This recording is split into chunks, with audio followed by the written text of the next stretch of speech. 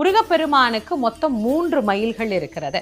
உலகத்தை வலம் வருவதற்காக பிரணவத்தை மயிலாக்கி பிரணவ மயிலோடு உலகத்தை வலம் வந்தார். அதுதான் முதல் மயில். அதற்கு மந்திர மயில் அப்படின்னு பேர். சூரனை சம்ஹாரம் செய்வதற்கு புறப்பட்ட போது தேவேந்திரன் மயிலாக இருந்து முருகனை சுமந்தார். அது தேவமயில் அப்படின்னு பேரு. அசுரனை சம்ஹாரம் பண்ணின பிறகு சூரன் சேவலாகவும் மயிலாகவும் மாறி முருகப்பெருமானை தாங்கி கொண்டார். அந்த மயிலுக்கு அசுரமயில் அப்படின்னு பேரு.